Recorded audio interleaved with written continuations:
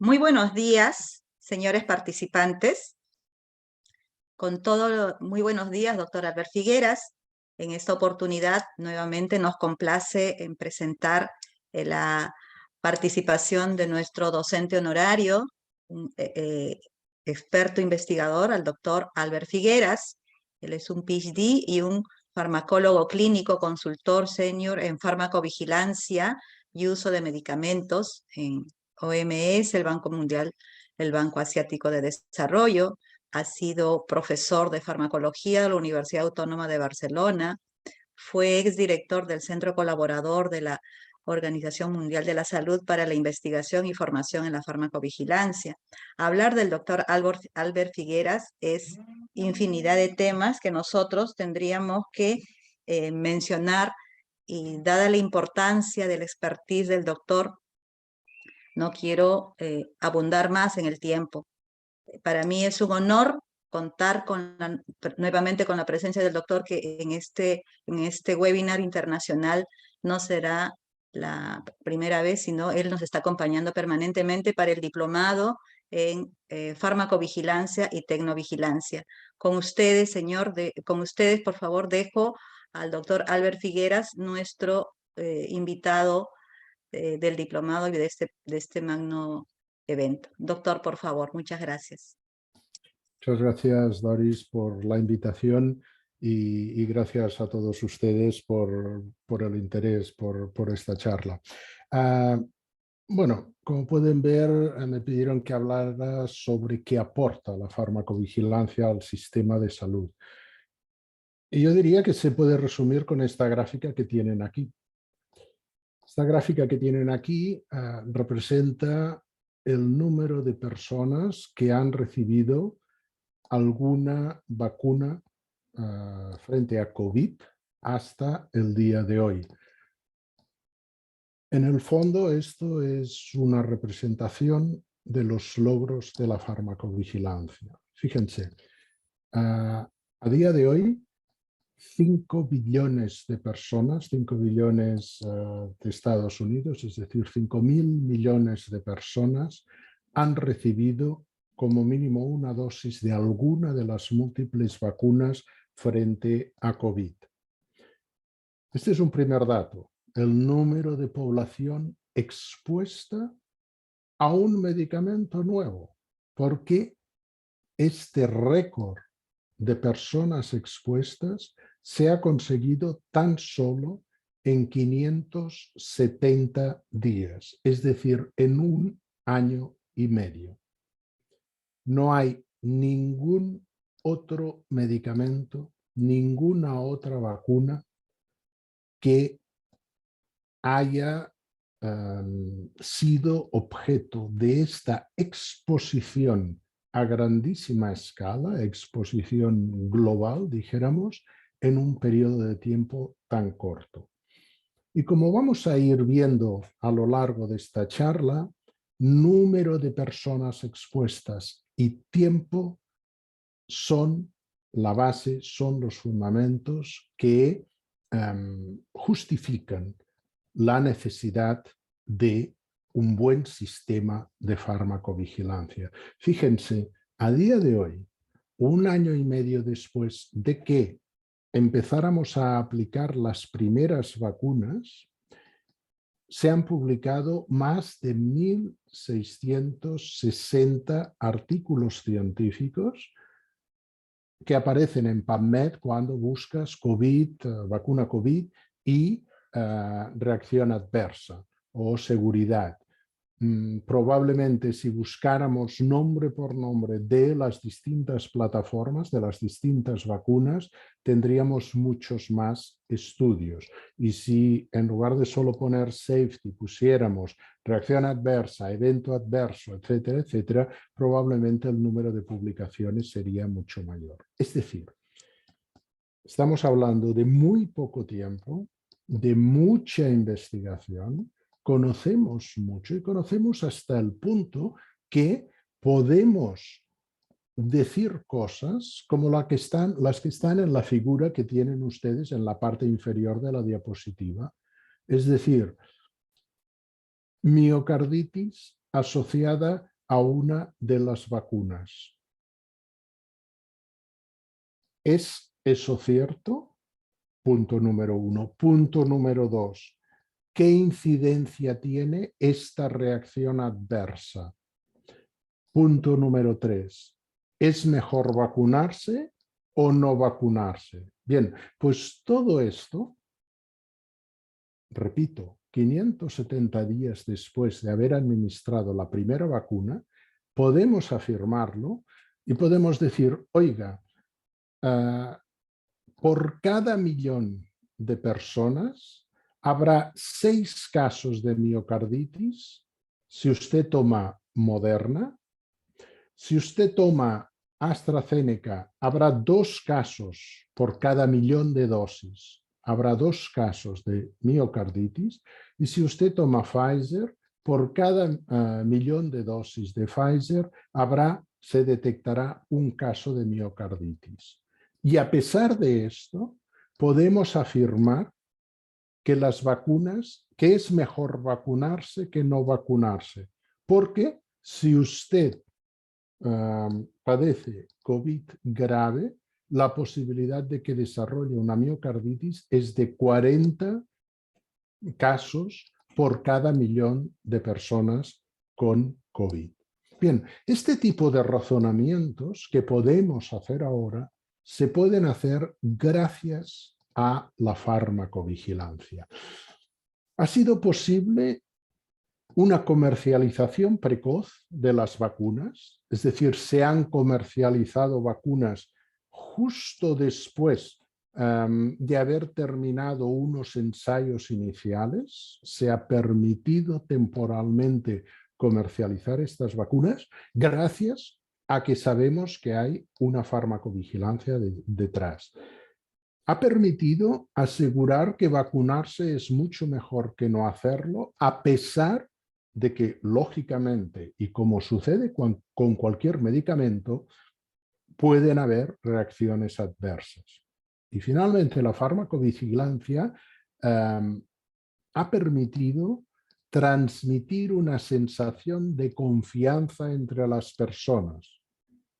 Los países en los que la farmacovigilancia es fuerte pueden decir, oigan, estamos siguiendo todas las reacciones adversas, todos los eventos adversos asociados a la vacuna, a cualquiera de las vacunas COVID, los estamos analizando y aquí tienen ustedes en público y en abierto los datos, los resultados. Es decir, la farmacovigilancia ha permitido que estemos donde estemos en la evolución de la pandemia que, como saben, pues está reduciendo en gravedad, si bien no en número, porque hay nuevas variantes que siguen infectando a las personas, pero gracias a la inmunidad de las personas que están vacunadas, pues la gravedad es mucho menor.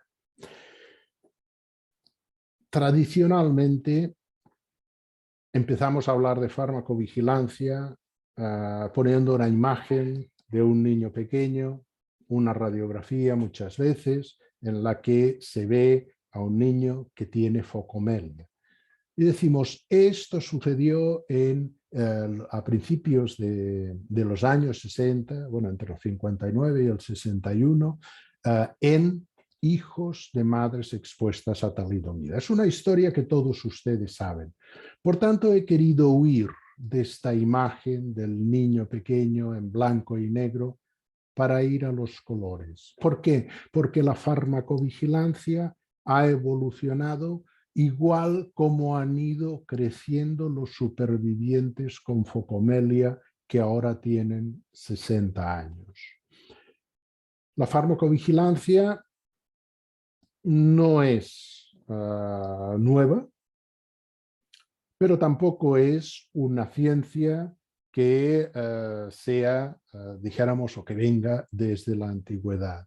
Dijéramos que la farmacovigilancia es una ciencia joven y como una ciencia joven es algo que está evolucionando constantemente para mejorar, para que haya más personas, más profesionales de la salud, más países involucrados en ella. La idea es que, a ver, tenemos dudas sobre la seguridad de los medicamentos nuevos. Esta era la gran preocupación. ¿Qué pasa con los medicamentos nuevos?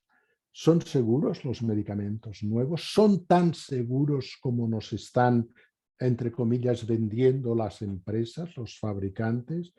Bueno, la respuesta ya la saben, no. Nuevo y seguro, dijéramos que son dos cosas incompatibles. No podemos nunca afirmar que un medicamento nuevo es completamente seguro, que un medicamento nuevo no tiene reacciones adversas como se ve en mucha publicidad. Y les voy a decir una cosa, incluso un medicamento como el ácido acetilsalicílico, la aspirina, que es un medicamento que se conoce desde 1870 y tanto, se usaba en forma de polvo, pero se conoce como el famoso comprimido blanco que todavía tomamos desde 1904, este medicamento sigue generando todavía una cantidad ingente de publicaciones sobre su seguridad. Pueden buscar en PubMed aspirina, por ejemplo, y efectos indeseados. Oiga, le saldrá esta gráfica de aquí. Esta gráfica de aquí en la que se ve pues, que incluso en las últimas décadas ha habido un número importante de publicaciones científicas hablando sobre la seguridad, el perfil de seguridad de la aspirina, con este repunte curioso en el año 20 y 21 que corresponde a todas aquellas dudas que teníamos al principio de la pandemia sobre si los antiinflamatorios no esteroideos y por tanto incluyendo la aspirina eran beneficiosos o al contrario podían provocar problemas añadidos en pacientes con COVID. Por tanto, y primer principio que les quiero dejar aquí, o primera idea, nunca se conoce totalmente el perfil de toxicidad de un medicamento hasta que deja de utilizarse por obsoleto o porque se retira del mercado. Y esta primera idea yo creo que es fundamental, es uno de los pilares de la farmacovigilancia, del por qué necesitamos la farmacovigilancia. Bien, dicho esto, vamos un poco más allá. Fíjense, esto, que son 4 tablones de un conjunto de 7, es uno de los primeros atlas que se conoce. No es el primero, he seleccionado este porque es de un señor, de un geógrafo, de un navegante de la isla de Mallorca que se llamaba Abraham Cresques, que publicó lo que se llamó el Atlas catalán en el siglo XIV. Y esto es importante. Y es importante y he querido poner esta imagen, insisto, año 1325.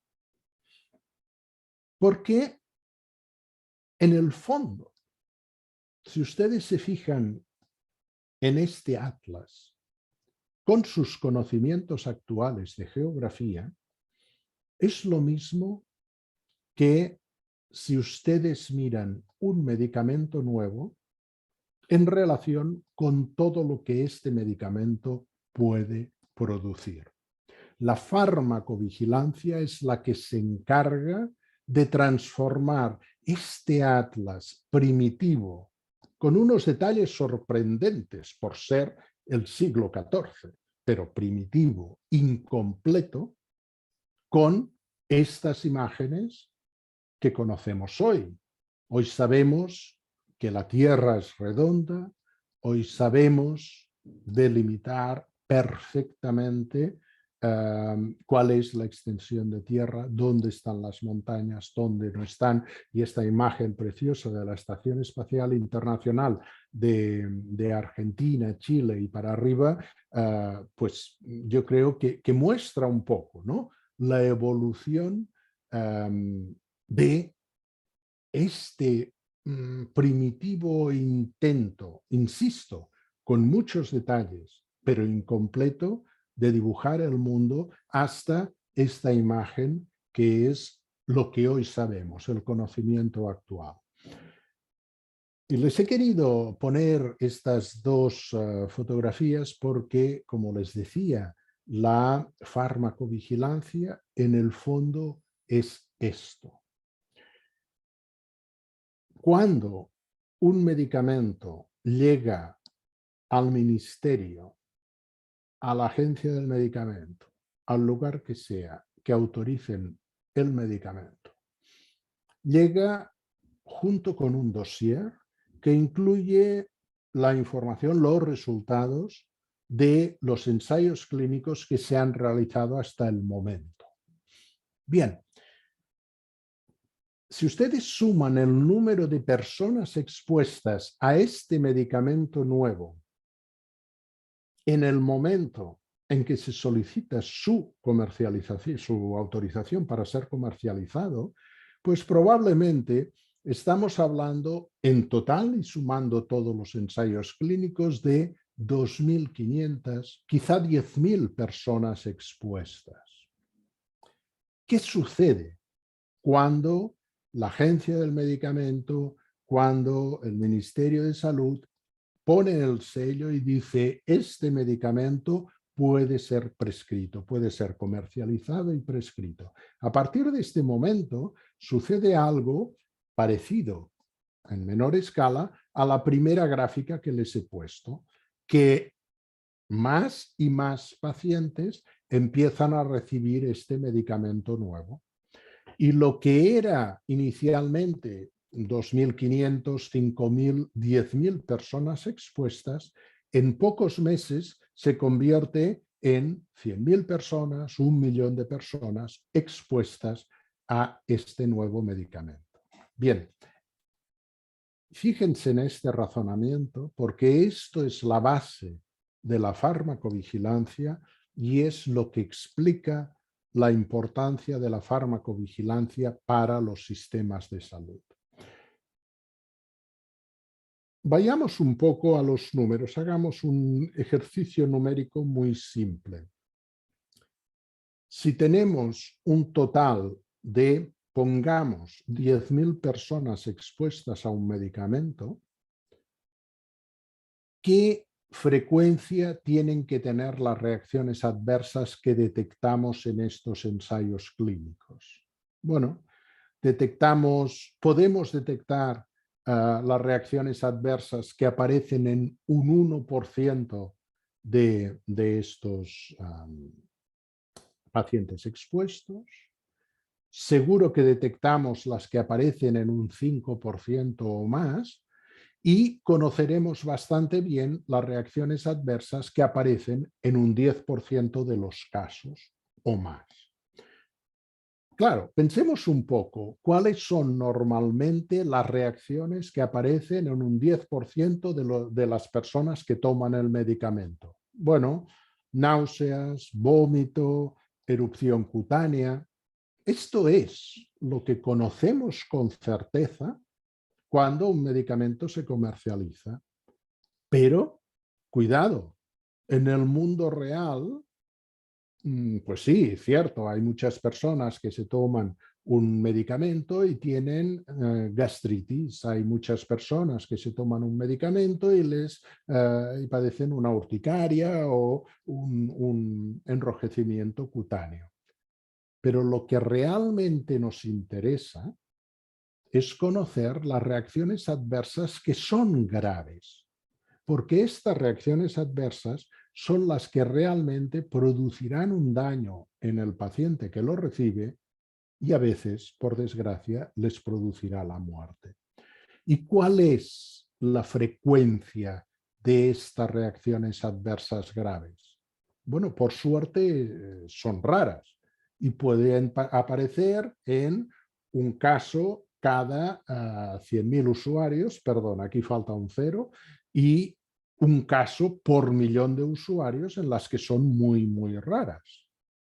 Bueno, aquí está el kit de la cuestión. Es decir, si las reacciones que nos preocupan, las reacciones graves, aparecen en uno de cada 100.000 o de cada millón de personas expuestas al medicamento, lógicamente, con los ensayos clínicos que utilizamos, con la evidencia que utilizamos para que este medicamento llegue al mercado, nunca jamás podremos detectar reacciones adversas que sean graves, que realmente son las que nos preocupan, las que todos deberían conocer cuando prescribimos este medicamento.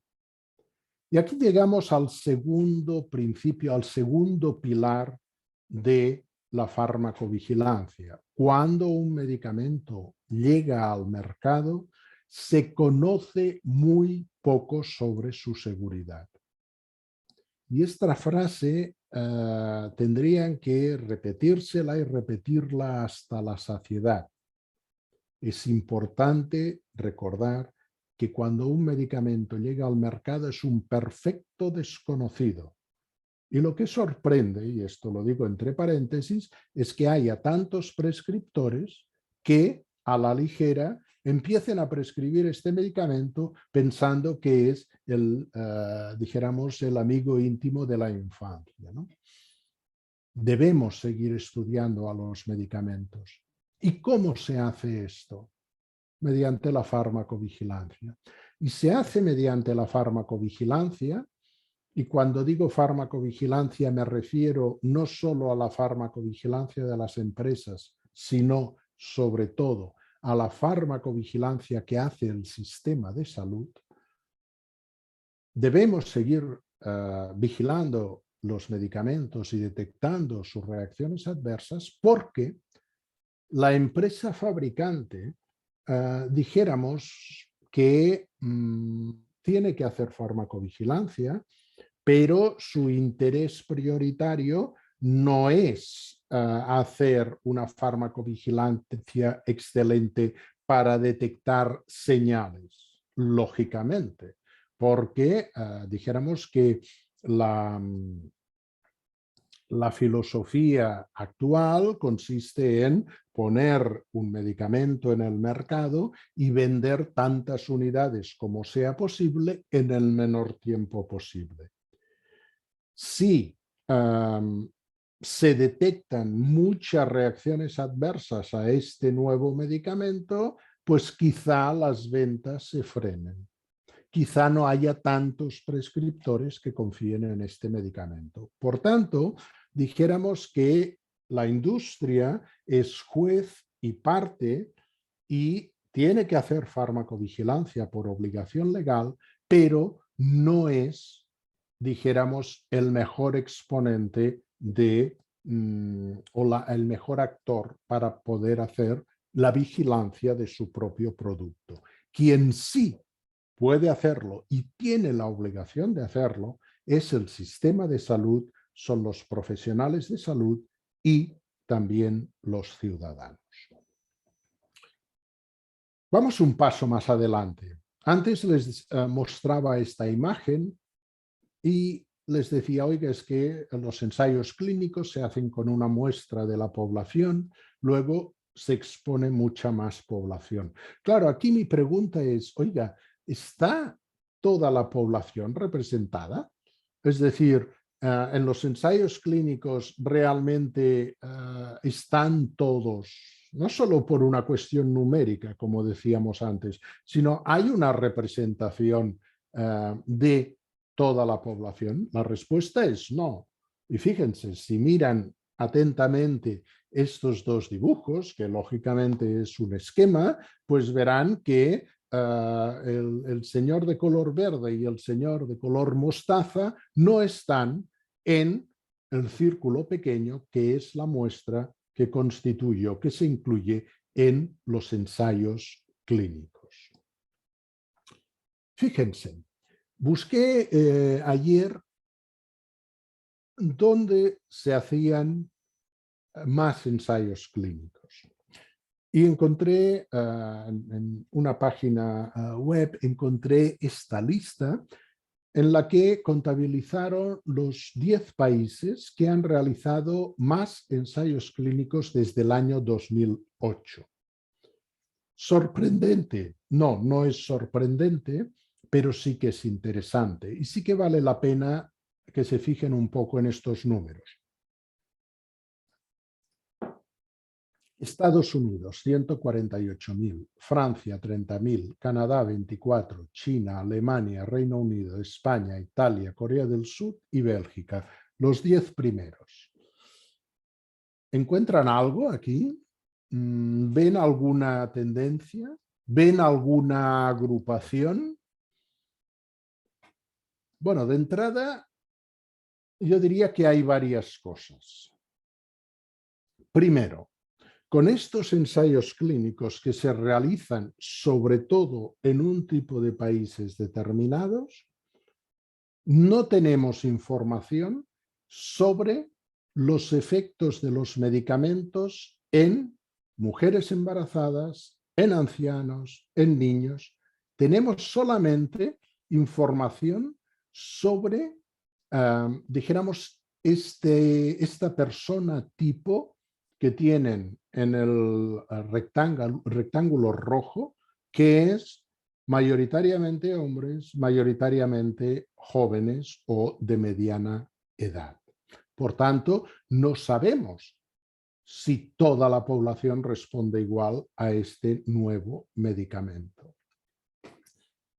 Vamos un poco más allá. Les presentaba dónde se hace la mayoría de ensayos clínicos. Claro, la pregunta es, ¿responden igual a los medicamentos estos 4 grupos de personas que tienen aquí en las imágenes? Unas personas del altiplano peruano, unas personas de Nigeria, unas personas de la India, ¿responden igual que la persona tipo o que participa mayoritariamente en los ensayos clínicos, que sería la persona caucásica que tienen en la fotografía con un recuadro rojo? No lo sabemos. No lo sabemos. No tenemos esta información. Y hay elementos para pensar que quizá por cuestiones de clima, por cuestiones genéticas, por cuestiones de alimentación, la respuesta a los medicamentos sea distinta en esta señorita sueca que tienen en la fotografía de abajo o en cualquier persona que vive en el altiplano, que vive en la selva, que vive en una zona desértica, etcétera, etcétera.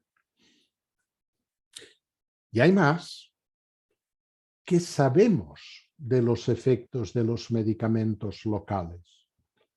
En los países, y ustedes lo saben por Perú, porque no es una excepción, en los países se comercializan muchos medicamentos que son específicos del país, porque los produce un laboratorio local, porque son combinaciones a dosis fijas que han sido prohibidas en otros países, pero no en su país, digo en general, sea la India, sea Perú, sea Bolivia o sea Brasil, ¿no?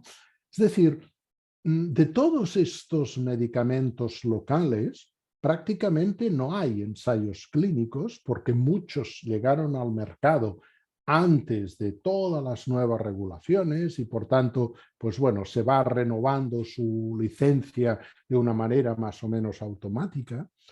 Y no hay información sobre estos medicamentos. Confiamos en ellos o algunas agencias confían en ellos porque son antiguos y ya está, ¿no? Pero no tenemos esta información. Y aquí llegamos al tercer pilar de la farmacovigilancia. Los programas de farmacovigilancia deben ser locales. No basta decir esto ya lo estudian en los Estados Unidos, esto ya lo estudia la Agencia Europea, esto ya lo estudian los brasileños, por tanto a nosotros no nos toca. ya nos enteraremos si detectan alguna reacción adversa y ya iremos a corriente de ellos. No, no, oiga, esto no funciona así. En el caso de los medicamentos, cada uno, cada país, diría que incluso cada provincia, cada departamento tiene que hacer su esfuerzo para vigilar los medicamentos que toman las personas que hay en ellos. Fíjense, y vamos un paso más allá. Este es un estudio que me gusta citar y que quizás algunos de ustedes conozcan. Es un estudio que se publicó hace ya algunos años en el New England Journal of Medicine y básicamente lo que hacía era analizar la causa de las hospitalizaciones por reacciones adversas en pacientes de edad avanzada. Hay varias tablas, yo diría que la tabla central es esta tabla número 2, en la que dice, oiga, un 42%, casi la mitad de las reacciones adversas que originan, que motivan que el paciente vaya a urgencias, son reacciones debidas a agentes hematológicos, a fármacos para la coagulación. Un 23% fármacos endocrinos, básicamente fármacos para la diabetes. Un 10% fármacos cardiovasculares, es decir, para la tensión arterial sobre todo, y un 10% fármacos que se utilizan para tratar enfermedades del sistema nervioso central. Pero cuando ustedes analizan, o cuando los autores analizaron con detalle qué fármacos exactamente provocaban estas reacciones adversas, sorpresa, se encuentran que entre los agentes hematológicos está el acenocumarol, está la varfarina, por ejemplo, que entre los agentes endocrinos, los antidiabéticos, en este caso, se encontraba la metformina, se encontraban antidiabéticos clásicos de toda la vida, y así sucesivamente. La mayoría de las reacciones adversas que causan hospitalización hoy en día siguen siendo reacciones adversas no producidas por medicamentos nuevos de última generación, sino que son reacciones adversas que aparecen porque o en pacientes que están tomando medicamentos de toda la vida y presentan reacciones adversas, porque todavía no sabemos utilizar estos medicamentos, porque no somos capaces de prevenir estos efectos indeseados que son absolutamente conocidos. Hace unos años realizamos un estudio en un hospital de la ciudad de Sao Paulo, en Brasil. Era un estudio que se hizo en una sala de geriatría. Bien, durante un mes, unos médicos geriatras y un farmacólogo clínico estuvieron siguiendo las reacciones adversas que padecían estas personas ancianas, insisto, que estaban hospitalizadas en una sala especializada. Bien, resulta que una buena parte de estas reacciones adversas se debió a el hecho de que estas personas, de que estos ancianos estaban recibiendo medicamentos que eran inapropiados para la edad avanzada. Sabemos que hay medicamentos que no se recomienda utilizar en pacientes ancianos. Sin embargo, a pesar de saberlo, se continúan utilizando. Se utilizan y, por tanto, ¿qué sucede? Que aparecen reacciones adversas. Segunda sorpresa. Fíjense, este es otro estudio interesante. Es otro estudio interesante. Resulta que, bueno, ya sabe que la hormona del crecimiento recombinante es un medicamento caro, es un medicamento relativamente nuevo. En el año, no sé si era 2017, decidimos mirar qué había en la base de datos de farmacovigilancia del estado de Sao Paulo en Brasil. analizamos y vimos que había este perfil de notificaciones. Bueno, estamos hablando de hormona de crecimiento que está indicado en pacientes hasta pues, más o menos 18 años para o por sus problemas de crecimiento. De manera que, bueno, vemos este perfil que ustedes tienen aquí. Es cierto que hay algunas notificaciones en niños muy pequeños, 1 o 2 años, pero dijéramos que el grueso de notificaciones de reacciones adversas aparece, pues esto, ¿no? A partir de los 10 años, que es lógicamente pues cuando están más indicadas este tipo de ayudas para el desarrollo del joven, del adolescente, etcétera, con problemas de crecimiento, ¿no? Pero, ¿cuál sería nuestra sorpresa? Que al seguir analizando el perfil de edades, nos encontramos con esto que tienen aquí. Es decir, que había notificaciones de reacciones adversas al uso de hormona del crecimiento en personas de 26, 30, 32, 40 años. Y claro, uno dice, wow, ¿qué sucede aquí? Y cuando vamos a mirar las indicaciones de estas notificaciones, de esta, dijéramos, segunda curva, nos damos cuenta que se estaba utilizando la hormona del crecimiento para fines estéticos, para mantener la juventud, que es una de las, dijéramos, estas indicaciones que se dicen en voz baja y por debajo de la mesa, pero que no están lógicamente aprobadas porque no hay ninguna evidencia que las sustente. Es decir, fíjense ustedes, pacientes ancianos que ingresan por reacciones adversas conocidísimas a medicamentos conocidísimos. Reacciones adversas en pacientes que reciben unos medicamentos que no deberían utilizar por su edad. Reacciones adversas que son consecuencia de un uso, dijéramos, fuera de indicación, de un uso inadecuado de medicamentos. ¿Qué sucede? Lo que sucede es que cuando hablamos de farmacovigilancia, les he dibujado aquí unas gráficas en las cuales tienen el tiempo abajo, 3, 7, 10 años, 15 años, y porcentaje. Les he dibujado en rojo cómo evoluciona, atención, el desconocimiento de un medicamento nuevo. Cuando el medicamento se comercializa, hemos dicho, conocemos muy poco. He puesto la línea que empiece en el 96, ¿no? 96%.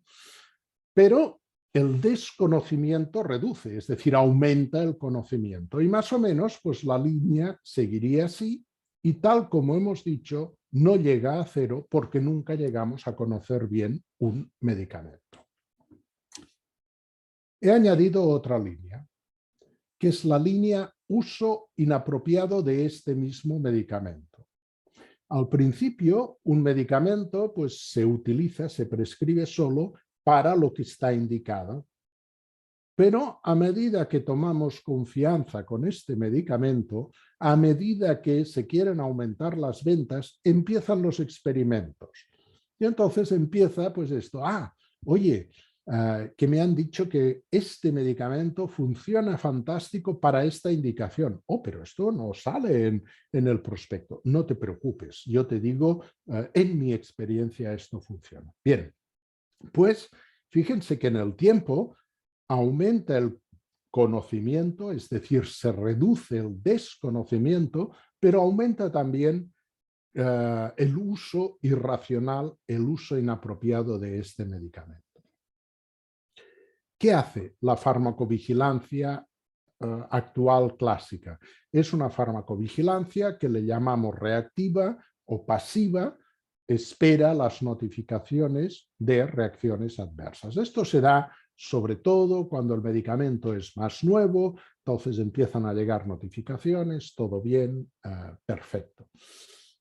Hay otra farmacovigilancia que se llama farmacovigilancia activa. Puede aparecer en cualquier momento temporal, pero normalmente se hace en los primeros años de seguimiento de un medicamento nuevo. Pero luego hay un tipo de farmacovigilancia que creo que es hacia dónde va la farmacovigilancia moderna, que es la prevención de reacciones adversas. Es decir, ya no nos basta con estar sentados en nuestro despacho y que vayan llegando las notificaciones. Ya no nos basta con montar un estudio pequeñito al principio para decir, no, estamos vigilando esto, sino que tenemos que ser proactivos para prevenir malos usos de los medicamentos y reacciones adversas por malos usos de los medicamentos. De manera que el sistema de farmacovigilancia, el que ha evolucionado desde que los niños con Focomel ya eran realmente aquellas fotos en blanco y negro de los años 60, hasta el momento actual donde los supervivientes tienen 60 años, esta evolución es también la evolución de la farmacovigilancia, y esta farmacovigilancia no es más que el entramado de acciones activas, acciones preventivas y las acciones reactivas de toda la vida. Y todo ello ayuda a mejorar la seguridad del paciente, a mejorar la calidad de la atención, a contribuir a generar conocimiento local y, por tanto, a una mayor eficiencia del sistema.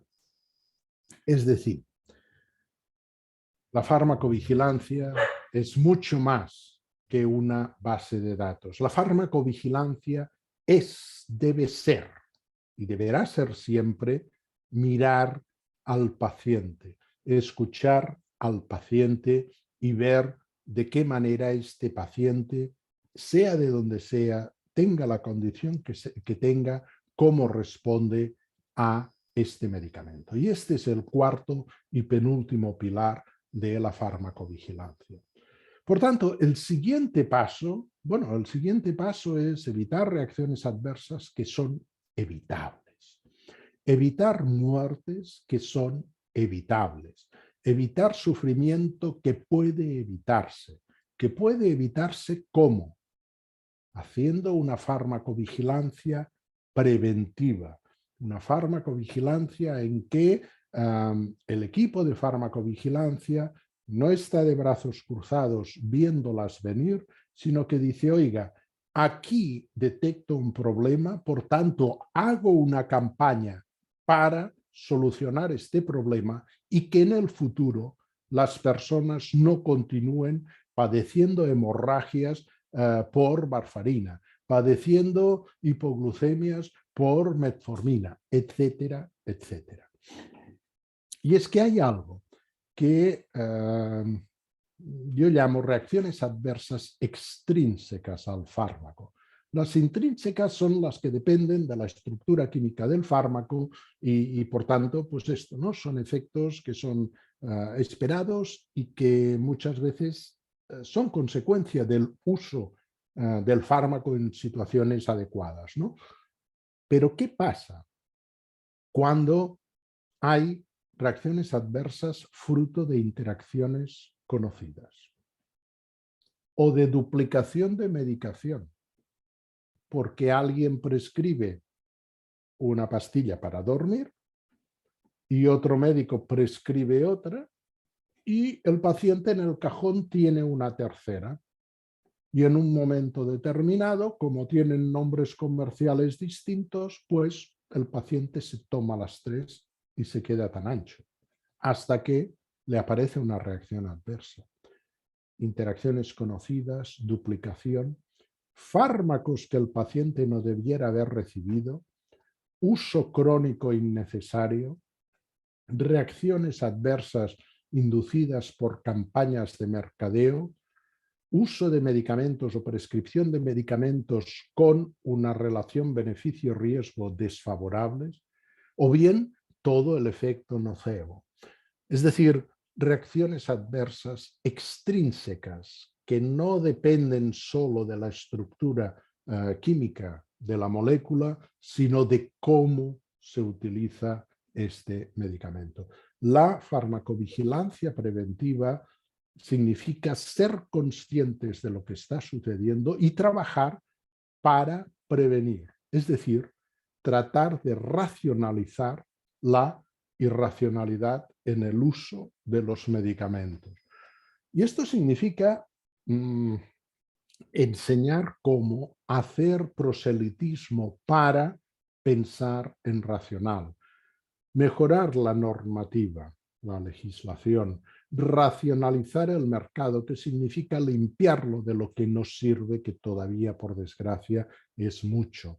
Que el registro de medicamentos sea racional, no simplemente ser un cajón o un armario abierto a recibir todo lo que propone la industria, sino ser selectivos y autorizar lo que realmente viene acompañado por evidencias sólidas. Que las guías de tratamiento, los protocolos sean racionales, igual que el proceso de prescripción, que es algo que debe enseñarse desde los primeros años de la carrera. Y las farmacias lo mismo. Hay que hacer todas las acciones posibles para que en las farmacias la dispensación sea racional. Y hay que educar a la población. Y para ello hay que involucrar a las escuelas, hay que involucrar a las televisiones, a las radios. Es decir, pensando en racional significa hacer una aproximación sistémica para realmente cambiar las cosas. Y recuerden que los medicamentos nuevos que se comercializan llegan como si fuera una fanfarria de esta, con bombo, platillos, música y todo el mundo alegre. Pero fíjense, cada año la revista Prescrire hace una revisión de los medicamentos comercializados. Oiga, en el año 2019 publicaron una revisión de los medicamentos comercializados en Europa entre 2010 y 2018. 93 medicamentos, 93 eran más peligrosos que beneficiosos para la salud de las personas. Aquí pasa algo. Aquí pasa algo. Y quienes pueden alertar sobre esto son los sistemas de farmacovigilancia. Estaba en una reunión en República Dominicana, en un lugar que estaba al lado del Caribe, del mar, y bueno, normalmente por la mañana salía a pasear, porque luego estábamos todo el día encerrados ahí en un hotel de estos y en un subterráneo, ¿no? Entonces, pues a aquella hora no había nadie y los botes estaban, dijéramos, atracados en la orilla. Y me llamó la atención este bote, ¿no? Este bote, bueno, este patín, que tenía este cartel: no se suba, bote electrónico. Bueno, es un sistema que yo no sé si realmente es muy eficaz o no para prevenir que nadie se lleve este bote, ¿no? En cualquier caso, me llamó la atención. Me llamó la atención y lo he puesto aquí para decir, oiga, la farmacovigilancia debe ser distinta, debe ser dinámica, debe ser activa, debe ser una farmacovigilancia que genere investigación.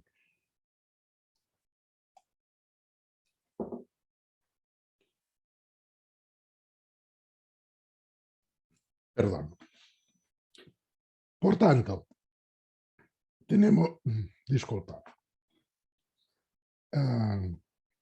tenemos 5 pilares de la farmacovigilancia, y yo voy a tener que callarme, suerte que ya me faltan un par de diapositivas porque ya me he quedado sin voz. Tenemos 5 pilares de la farmacovigilancia. 5 pilares importantes.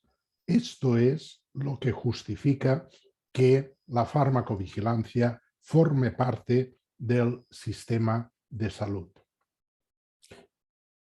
¿Y cómo saber si un programa de farmacovigilancia de cualquier país es un buen programa? Bueno, aquí les pongo unos indicadores, que no son los indicadores que encontrarán por ahí.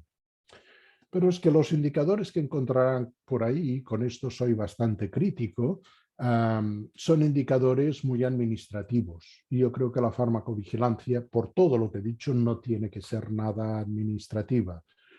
A mí me interesa saber el número de notificaciones, no generales, sino por población, por 1000 habitantes. Y quiero que haya más.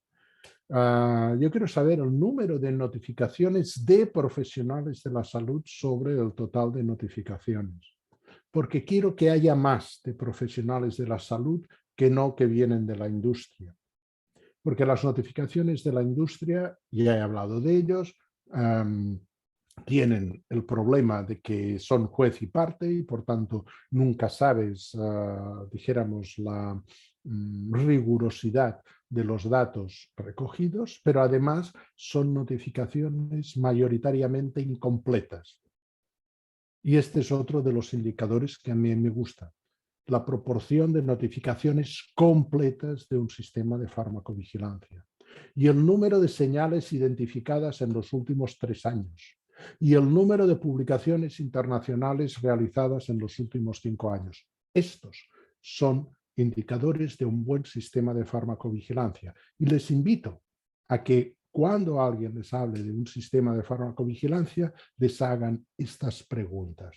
Yo creo que haciendo estas preguntas y que el sistema de farmacovigilancia se preocupe para cumplir con estos indicadores, que son los indicadores de verdad, entonces podéis tener o se puede tener una farmacovigilancia que sea útil para las personas, que en definitiva es lo que se espera de un programa que está imbuido, que forma parte del sistema de salud para mejorar algo que debería ser sagrado, que es la seguridad de los pacientes que se ponen en manos de unos profesionales y de un sistema para que les alivie cuando están enfermos, cuando tienen cualquier síntoma o cualquier signo. Y aquí lo dejamos. Muchas gracias de nuevo por invitarme, muchas gracias de nuevo por la atención de todos ustedes. Y bueno, pues si hay alguna pregunta, si podemos solucionarla o responderla ahora, perfecto. Si no, pues aquí tienen mi correo, mis datos y pueden escribirme. Muchas gracias. Doctor Albert Figueras, realmente cada vez que lo escuchamos nos quedamos así anonadados por toda la información precisa, esa investigación que usted nos va dando día a día. Y creo que llama a reflexión todo lo que usted acaba de mencionar. En este grupo veo muchos profesionales de instituciones representativas del sector de salud. Creo que el mensaje que usted ha dado en este evento va a llamar a reflexión y de mejorar también los procesos que tienen cada uno de sus sistemas o de sus áreas. Sí quisiera, veo ahí los mensajes, sí, ha sido es una excelente ponencia. Como ya les dije al inicio, nosotros contamos con el doctor Albert Figueras en nuestro diplomado de farmacovigilancia y tecnovigilancia y en la escuela de posgrado como un docente honorífico.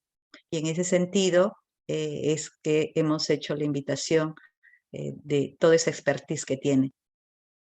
Cualquier pregunta que ustedes necesiten realizar, el doctor acaba de dejar su correo y lo pueden hacer también por el chat para poder brindarles la información o derivarlo al doctor Albert Figueras.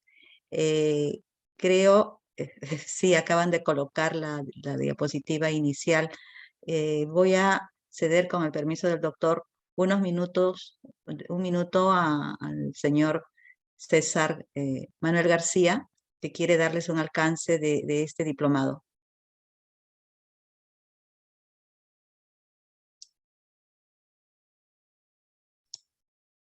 Manuel, ¿me confirmas, por favor?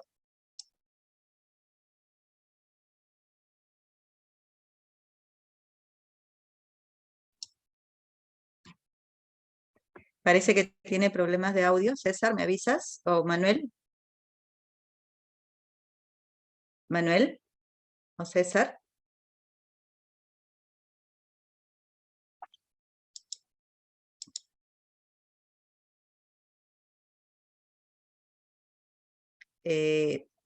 Parece que está con un tema de la red, ¿sí?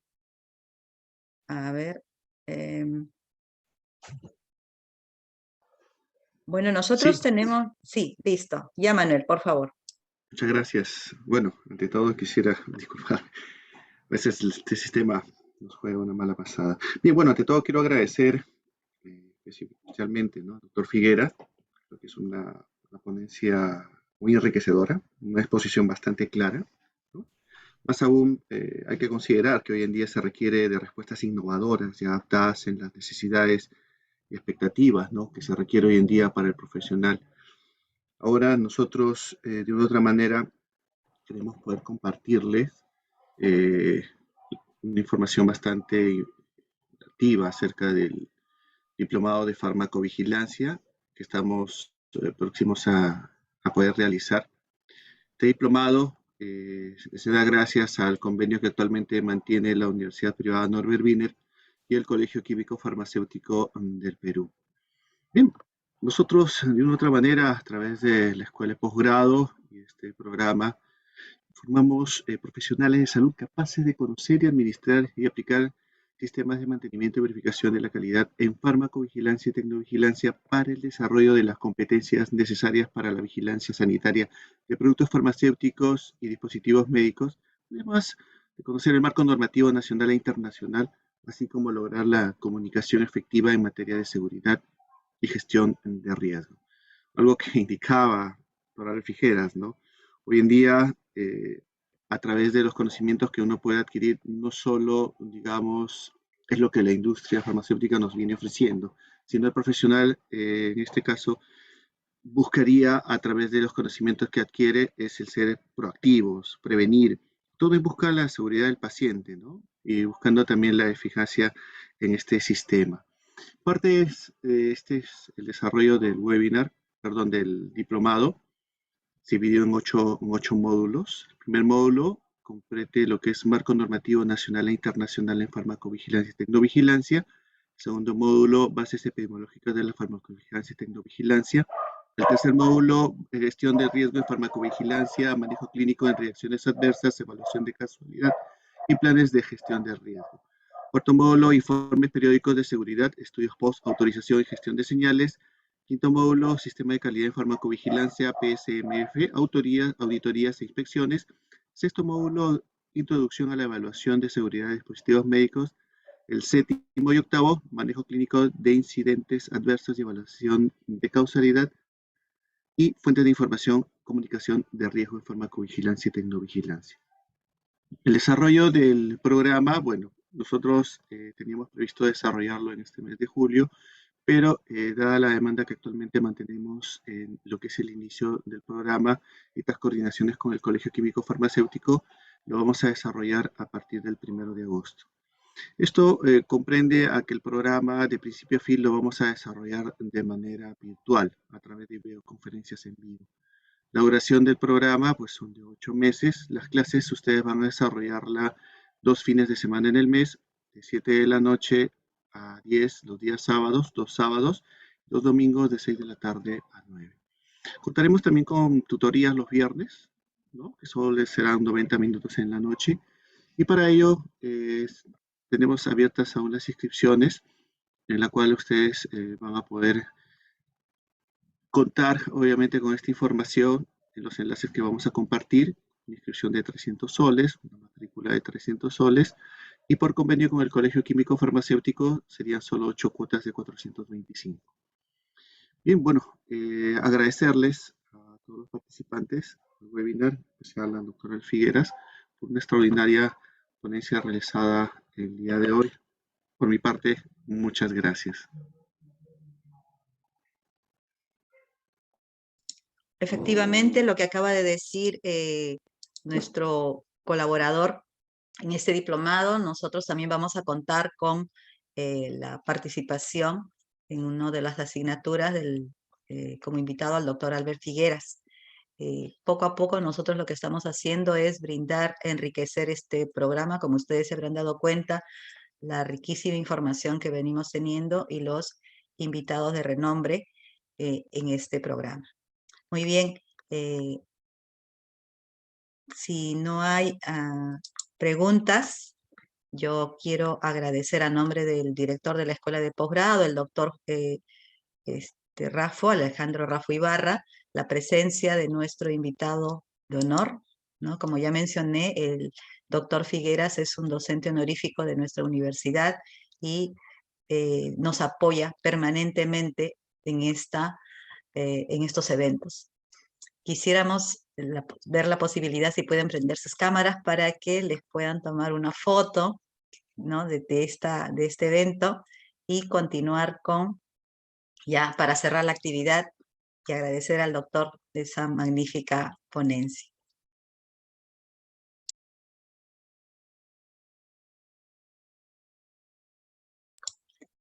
Bueno, no se animan a prender su cámara, pero igual, doctor, ya nuevamente, muchísimas gracias. Vamos a seguir comunicándonos con usted por todo lo que hemos coordinado y nuevamente siempre es un honor tenerlo en sala en estos eventos. Muchas gracias a vosotros. Hasta otra. Hasta muy pronto, doctor. Muchas Muy gracias pronto, a doctor. todos. Muchas gracias.